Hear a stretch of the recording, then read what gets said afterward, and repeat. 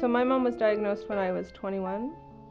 Well, no, she got sick when I was 21, and we didn't know what was wrong, because initially her symptoms were more depressive, kind of midlife crisis type symptoms, and then we noticed that she started to lose her speech, and she was, very much not herself, like very emotional and stuff like that, and she went to a number of doctors and they couldn't figure out what was wrong. They thought she had a stroke or a head injury. They thought she was going through depression or mental breakdown, and eventually she actually came to Nova Scotia and got diagnosed very quickly with Pick's disease. Pick's disease, from what I know of it, is a frontal lobe dementia. It affects for her, I can speak specific to her, what it affected for her is that she lost her filter right away. Like, she would be inappropriate. She would definitely her personality changed profoundly. Like, she would, not be as kind as she used to be, and would say rude things, and began swearing, which was totally never my mom. And then she lost her speech. And she lost her speech quite quickly, actually, over a very short period of time. And then she started to lose her functioning. She required to be, she was requiring assistance with toileting, with feeding, with just day-to-day living skills.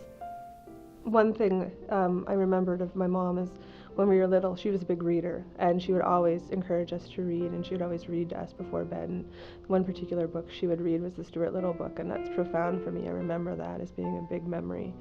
And she would always sneak into bed, even when I was like 23, before she left to go to work, and we would pretend we were asleep, my brother and I, and she would kiss us before she went anywhere. And she knew, at that point, I didn't know, but she knew she was sick when she would do that, and she knew I didn't know that, but she had told everyone she was sick, and she started to re-engage in those behaviors. And I've read the same book to my son and passed that on to him, because that was an important memory for me, and an important thing for her to read to us, so I pass it on. I moved home after university, so I would have been about 23, and began helping my dad care for my mom. And I stayed at home until I was 28, and helped meet her day-to-day needs, in addition to supporting him and caring for her. So for me, the hardest part of being a mom is my mom not being here for me. I'm fortunate that we made the choice to take our kids out to see her. Ethan has met my mom twice. Last time he would have seen her would have been when she was quite ill and in the hospital, and they shared some pretty cool memories, some times together. He specifically, those recordable books, he recorded a story for her with his voice that she could read, and we did that for her and left that with her. And Maria met my mom indirectly. I was pregnant with Maria, and I was significantly pregnant when we went out there the last time, and she knew, like, it was really weird. She knew I was pregnant, and she didn't articulate that, but as soon as she saw me, she grabbed onto my stomach, and she would like caress it and stuff like that. Like, she knew I was pregnant. And for me, she met Maria that way. Unfortunately, she died before Maria was born. She actually died 2 days before Maria was born.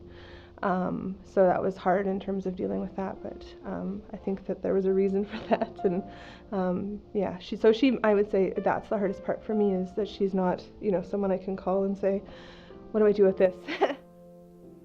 The walk is uplifting for the kids. It is for me too. It's kind of bittersweet, because we get to participate something and honor my mom and honor her memory and how important she was, because she would have been right along there walking with us, and she was that kind of person that she would have, if there was something important, she would have done it, and she would have been supporting whoever was going through a process. And for us, it's important, and the kids enjoy it and buy it and value that day, and we talk a lot about that, and we bring our shirts out, and we made one for Maria too, and it's really a positive experience for us, I think.